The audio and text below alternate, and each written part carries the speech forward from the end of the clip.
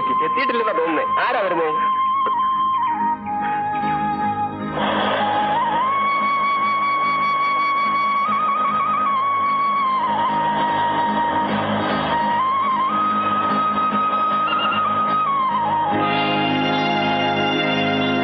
ചേടാ, ഇവനെങ്ങനെ തിരിച്ചറിയുക?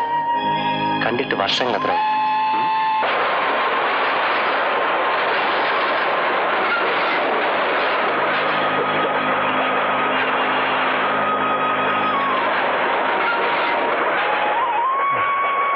ശംഭുവിനെ കണ്ടിട്ട് 10-15 വർഷമായി. എങ്ങനെ ഒന്ന് തിരിച്ചറിയുക? എടാ പ്രേമ, പ്രേംകുമാർ അല്ലേ? അല്ല, കർമ്മേന്ദ്രൻ. സോറി. ശംഭു, ഓ ആളങ്ങ് മാറിപ്പോയില്ല. കാലം കുറെ ആയില്ലേ പോയിട്ട്. എന്നാ നിൽക്കണ്ട, പോവാം. കൂലി പറഞ്ഞിട്ട് പെട്ടിട്ടാ മതി. നിങ്ങളുടെയൊക്കെ സ്ഥിര സ്വഭാവമാണ്. ആദ്യം തിരിച്ചു കളിച്ച് പെട്ടിയെടുക്കും, തലയിലേറ്റ് കഴിയുമ്പോൾ സ്വഭാവം മാറും. ശംഭു, നീ ശംഭുവും കുമ്പൊന്നുമല്ല ഞാൻ. തോട്ടക്കാട്ട് വീട്ടിലെ ഉത്തമനാ. ഇവിടുന്ന് കച്ചേരിപ്പടി വരെ ഈ 2 പെട്ടി കൊണ്ടുവരാൻ എന്ത് ചോട്ടുവലി വേണമെന്ന് പറ. അയ്യോ, ഇവിടെ നീ ഇവിടെ നിൽക്കുകയായിരുന്നോ? നിന്നെ നോക്കി എന്റെ കണ്ണ് കഴിച്ചുപോയി. മോനെ പ്രേമകുമാരാ, നിനക്ക് കാണാൻ ഒരു മാറ്റമില്ലടാ. എന്റെ പേര് രാമേന്ദ്രൻ എന്നാ. ചുമ്മാ എന്നെ പറ്റിക്കണ്ട. നിങ്ങൾക്ക് ആള് മാറിപ്പോയി. ഒന്നും മാറിയിട്ടില്ല. പിന്നെ എന്തൊക്കെയുണ്ട് വിശേഷങ്ങൾ? പറ. അല്ല, അറിഞ്ഞുകൂടാതെ ചോദിക്കാ. തനിക്കെന്താ വട്ടാണോ? ഓ പിന്നെ, നിന്റെ ചുമ്മാ വേറെ കയ്യിരിക്കട്ടെ. എന്താണ് പറഞ്ഞ? എന്റെ തലയ്ക്കകത്തും ചെളിയാണോ? എത്ര പ്രാവശ്യം പറഞ്ഞു എന്റെ പേര് ശംഭു എന്നല്ല, രവി രവി രവി. മനസ്സിലായി? രവി. ആള് മാറിപ്പോയെന്ന് വെച്ചാൽ അടിച്ചാലും പിടിച്ചാലും വരട്ടല്ലേ? പിന്നെ ഞാൻ പ്രേം, ശംഭു ശംഭു. ഏതായാലും നാട്ടുകാരുടെ തല്ലുള്ള രക്ഷപ്പെട്ടു. ആ, നമ്മൾ പഠിച്ച സ്കൂള്.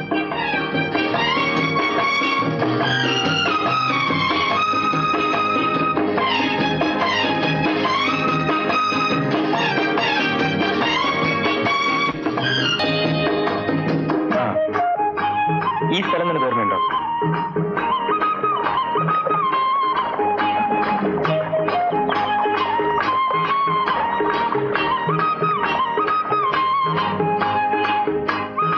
മറക്കാൻ പറ്റുമോ? ഈ മരം നിനക്ക് ഓർമ്മയുണ്ടോ? പിന്നെ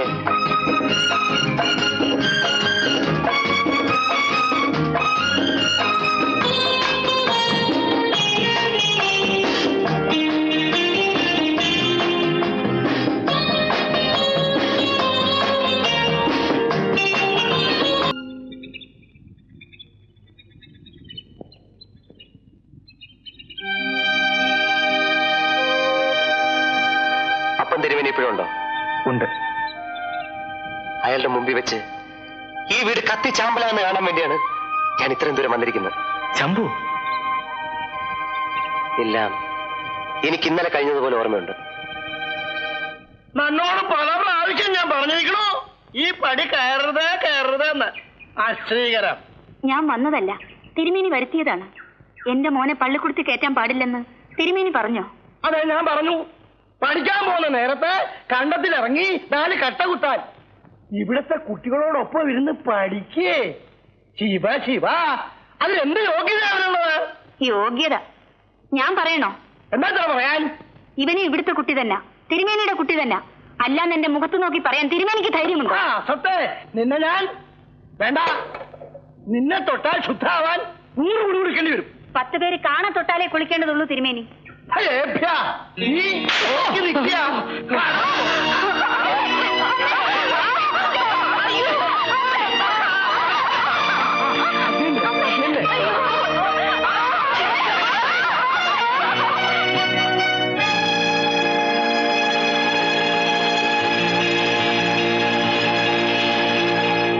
കേട്ടോ രാമാ, കാലം പോയ പോക്കെ.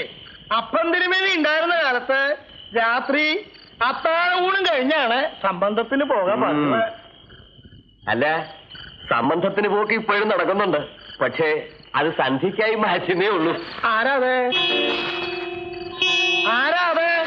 ഈ ജാതിയാണെങ്കിൽ വഴിമാറി നിൽക്കൂ. മോളം കൂടെ കടന്നു നോക്കോട്ടെ. ശംഭു, അയ്യോ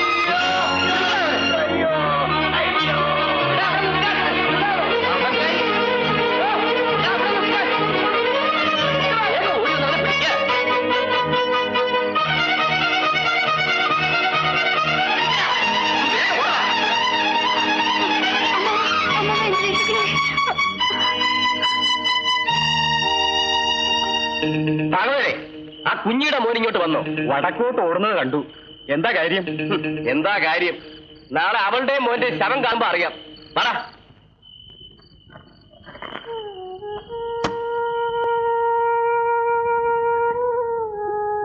നടന്നത് നടന്നു.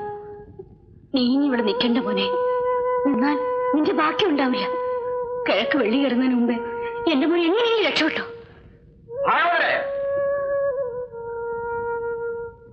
എന്താ നിങ്ങൾ അറിഞ്ഞോ? കുഞ്ഞിയുടെ പരിക്ക് തിരുമേനി ആൾക്കാർ തീ വെച്ചു. മോനെ, ദാ, ഇത് കയ്യിൽ വെച്ചോ. ഇതാ, ഇതും കൂടി ആരും കാണാതെ എങ്ങനെയെങ്കിലും ഇവിടുന്ന് പോണം. എന്റെ അമ്മ.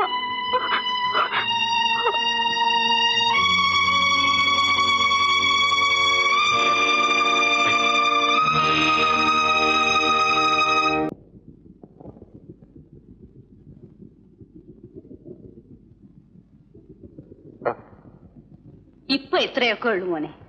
പഴയ കാലത്തൊക്കെ കുഞ്ഞിയുടെ മോന് ഇത് തന്നെ വലിയ സദ്യയമ്മേ. അതൊക്കെ പണ്ട്. ഇപ്പൊ നീ വലിയ പ്രഭുവല്ലേ? ഞാനിപ്പോഴും പഴയ ശംഭു തന്നെ. അന്ന് ഞാനും നിന്റെ കൂടെ വന്നിരുന്നെങ്കിൽ. ഓരോരുത്തർക്ക് ഓരോന്ന് വിധിച്ചിട്ടുണ്ട് മോനെ.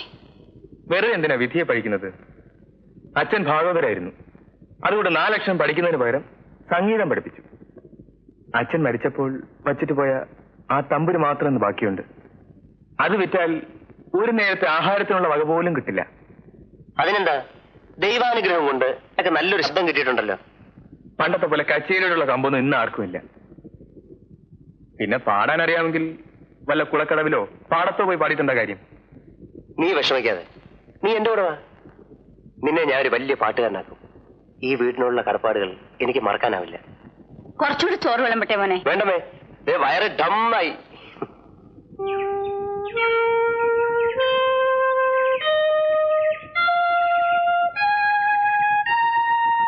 ഇവരാണ് ജപ്തി നോട്ടീസ് അയച്ചിരിക്കുന്നത്.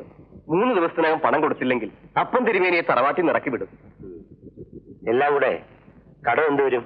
30,000 രൂപ ഇപ്പൊ കൊടുത്താൽ തൽക്കാലം രക്ഷപ്പെടാം. ഈ രാമൻ നായര് അവിടുത്തെ കഷ്ടപ്പാട് കണ്ടപ്പോ കിട്ടുന്ന വിലയ്ക്ക് തറവാട് വിറ്റ് കാര്യം നടത്താൻ ഞാൻ തിരുമേനിയെ സമ്മതിപ്പിച്ചിട്ടുണ്ട്. എന്ത് ചെയ്യാനാ? തൊട്ടും തീണ്ടിയും ജീവിച്ചിട്ടില്ലാത്തവരാ. അതൊക്കെ പണ്ടല്ലേ രാമൻ നായരെ? ആന മെലിഞ്ഞാലും തൊഴുത്തി കെട്ടാൻ പറ്റുമോ?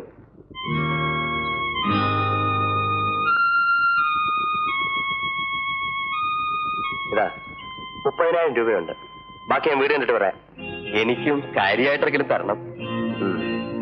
വൈകിട്ട് അവിടെ വരുമ്പം രാമനാർ കാര്യമായിട്ട് എന്തെങ്കിലും തരാം. അവിടെ കാണണം. കാര്യമായിട്ട് തരുമെന്ന് അറിയാം. എന്നാലും ഒന്ന് ഓർമ്മിച്ചേ ഉള്ളൂ. ഞാൻ വരട്ടെ. പണ്ട് ചെയ്തതിന്റെ ഒക്കെ ഫലം ഇപ്പൊ അനുഭവിക്കുക.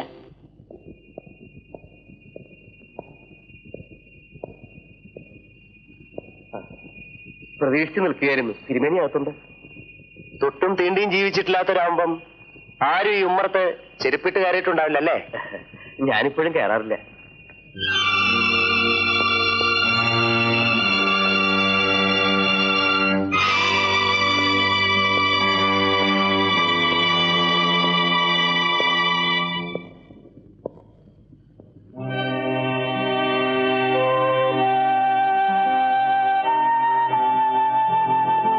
ഈ കസേരയിൽ ഇരുന്നായിരിക്കും പ്രജകളെ ശിക്ഷിക്കാനുള്ള കൽപ്പന പുറപ്പെടുവിച്ചിരുന്നല്ലേ? എന്നാൽ ഇന്ന് ഈ കസേരയിൽ ഞാനിരിക്കുന്നു. തനിക്ക് എന്നെ മനസ്സിലായോ? ഇല്ല. ശരി, പറഞ്ഞുതരാം. തനിക്ക് വാ.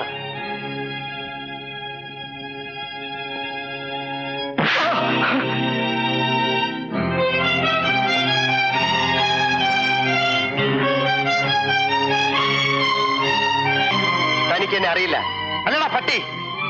15 വർഷം മുമ്പ് ഈരത്ത് താൻ അടിച്ചു വീഴ്ത്തിയ പിന്നീട് ചുട്ടുവന്ന കുഞ്ഞെന്ന സ്ത്രീ തനിക്ക് ഓർമ്മയുണ്ടോ? അന്ന് എന്റെ കാല് പിടിച്ച് എന്നെ തല്ലല്ലെന്ന് പറഞ്ഞോ ആ സ്ത്രീയുടെ മകനെ ഓർമ്മയുണ്ടോ? ശംഭു, ഞാനോടാ ഒരു മകൻ. അന്ന് എന്റെ കുടിലിൽ കിടന്ന് എന്റെ അമ്മ കത്തിച്ചാരാവെന്ന് കണ്ട് നീയും നിന്റെ തിരുമേനിയും തട്ടഹസിച്ചു. ഇന്ന് രാത്രി ഈ വീട് കത്തിക്കാളുന്ന കണ്ട് ഞാൻ അട്ടഹസിച്ചിരിക്കും. മോനെ.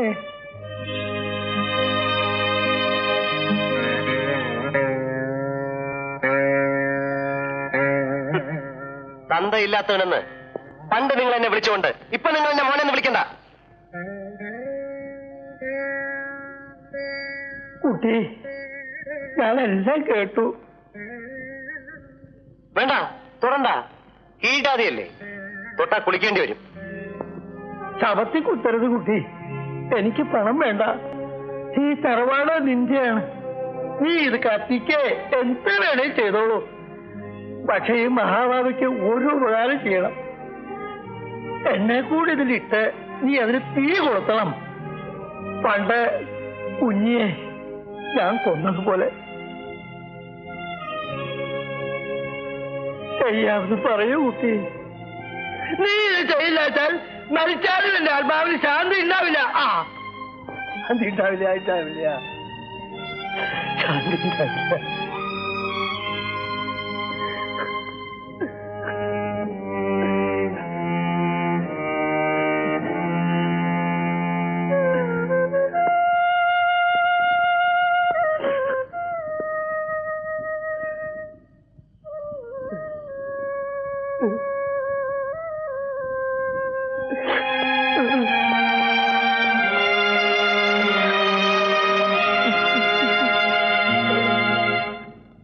അമ്മ ഒന്നും കൊണ്ട് വിഷമിക്കണ്ട. ഇവൻ എന്റെ കൂടെ വരുന്നത്. ഇവൻ എന്നെ വിട്ട് പിരിഞ്ഞ് ഇതുവരെയും ജീവിച്ചിട്ടില്ല. ഇവന്റെ അച്ഛനുണ്ടായിരുന്നെങ്കിൽ ഇതൊന്നും. പിന്നെ നിന്റെ കൂടെ ആയതുകൊണ്ട് എനിക്ക് സമാധാനമുണ്ട് പോലെ. ഞാൻ പോട്ടെ അമ്മേ. പോയിട്ട് വരാമെന്ന് പറ പോലെ. പോയിട്ട് വരാം.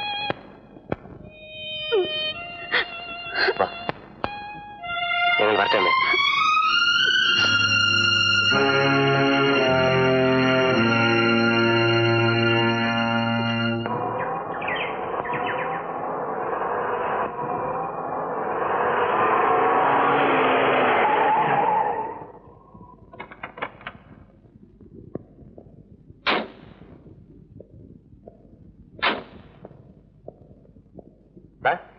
ഇത് അമ്പലവും പള്ളിയൊന്നും അല്ല തൊട്ട് നമസ്കരിക്കാൻ.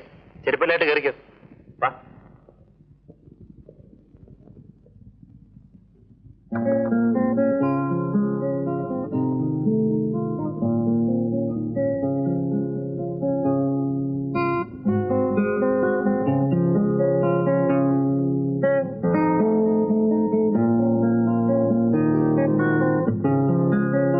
ഇതാണ് ശംഭു മഹാരാജാവിന്റെ കൊട്ടാരം.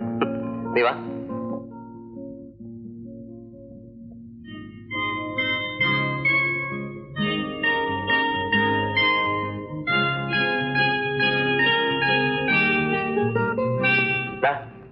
ഞാൻ പുറത്തേക്ക് പോകുന്നു. തിരിച്ചു വരാൻ അല്പം വൈകും. നീ ഭക്ഷണം കഴിച്ച് നേരത്തെ കിടന്നു. നീ എവിടേക്കാ? അല്പം ബിസിനസ് ഉണ്ട്. രാത്രിയിലോ? നിന്റെ ഗ്രാമത്തിൽ നിനക്ക് ദിവസം തുടങ്ങുന്ന പകലാണ്. ഇവിടെ നഗരത്തിൽ എനിക്ക് ദിവസം തുടങ്ങുന്ന രാത്രിയിലാണ്. നിന്റെ ഉപമ എനിക്ക് മനസ്സിലാകുന്നില്ല. പതുക്കെ മനസ്സിലാവും. തൽക്കാലം ഗുഡ് നൈറ്റ്.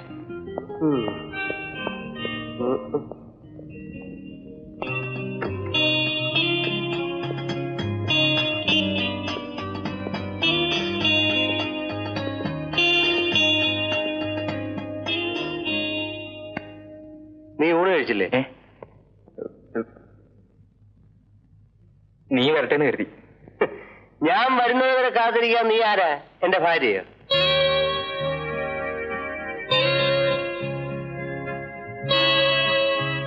ഇതാരാ? ശാന്തി. നിങ്ങളോട് ചോദിച്ചില്ല? ഇതാണ് സ്ത്രീ. ആദത്തിന്റെ അവ, ആന്റണിയുടെ ക്ലിയോപാട്ര, ശംഭുവിന്റെ ശാന്തി.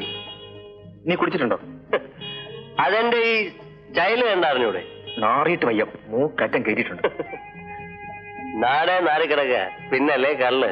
നിന്നോട് ഇപ്പോഴൊന്നും പറഞ്ഞിട്ട് കാര്യമില്ല. പോടാ. Good night. വാ.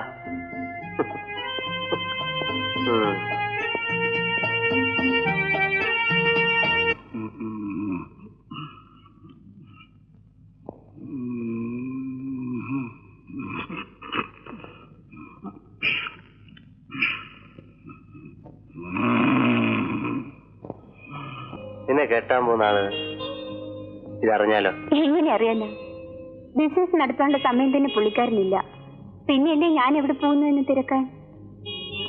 പിന്നെ കാശുള്ള ഒരുത്തിനെ കിട്ടിയാൽ ഒരു അഡ്രസ് ആകുമല്ലോ എന്ന് കരുതി അയാളോട് അല്പം പ്രേമം അഭിനയിച്ചേ ഉള്ളൂ. നിന്നെ പോലുള്ള പെൺകുട്ടികളെ എനിക്കിഷ്ടം.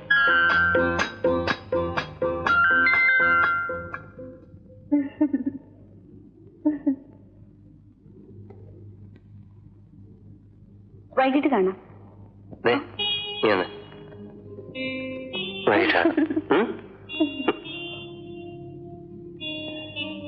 എന്താ സാറിന് ഇത്ര വലിയൊരു മൗനം? നീ ഇത്രയ്ക്ക് തരം താഴ്ന്ന ഒരു ആഭാസനാണെന്ന് ഞാൻ കരുതിയില്ല. ഗ്രാമത്തിന്റെ നിഷ്കളങ്കതയിൽ ജീവിച്ച നിനക്ക് ഇതൊക്കെ വലിയ തെറ്റായി തോന്നാം. പക്ഷെ ഞാൻ വളർന്നത് നഗരത്തിന്റെ ചെളിക്കുണ്ടിലാണ്.